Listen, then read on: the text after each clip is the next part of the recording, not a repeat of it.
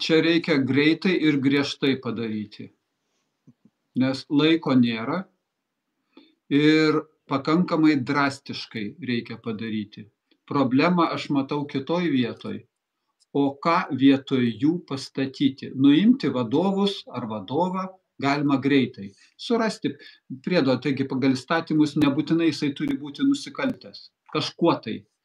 Pagal įstatymus galima nuimti ir be kaltės. Atleidžiami iš darbo yra tam tikros.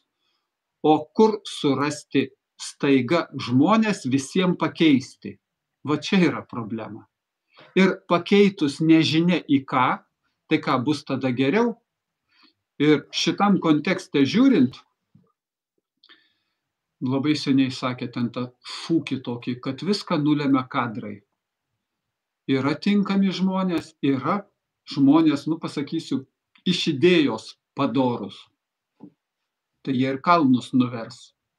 Bet kaip ten bebūtų, tokių žmonių yra, juos iš karto surasti nepavyksta, bet aš tada pasakysiu irgi pavyzdį su Kinijos prezidentu. Su to Ksi. Čia prieš 4-5 metus, jisai kaip pradinėse kadencijose, kai jisai buvo, tai jis paskelbė karą korupcijai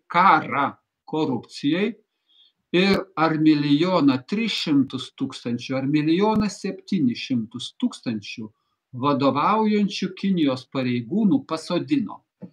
Aš buvau paskaičiavęs į tą Lietuvos mastelį, tą, kur dabartinį mūsų 3 milijonai nuo 1,5 milijardo. Tai tada išėjo ar 700 man čia Lietuvoje, kad reiktų pasodinti, jeigu korupcija Lietuvoje tokia pati kaip Kinijoje buvo. Galima gerai, padarykim prielaidą, kad Lietuvoje 3 kartus mažesnė negu Kinijoje, ar ne? Bet tada pasidaro vis tiek 100 turėtų sėsti. Kinijoje patys aukščiausiai buvę pareigūnai mirties bausme ir arba kalėjimas iki gyvos galvos.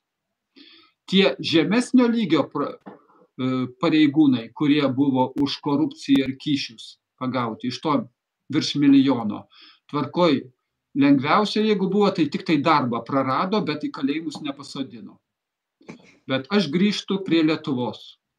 Tai kadrų problema yra labai svarbi ir atsirinkti, kuris dabar dirbs sąžiningai, o neturi kažkokių tai sąsajų ir gal darys tik tai biznį pagal užsakymą, tai netaip lengva bus šitą nuspręsti. Bet vėl, politinė valia čia turi pagrindinę reikšmę. Politinė valia. Ir žmogus ateina, žinodamas, aš vis pasakysiu, kaip mažas buvau, bus nukapoti pirštai, jeigu pasielgsi netinkamai. Tai žmonės galima irgi išmokinti elgtis padoriai.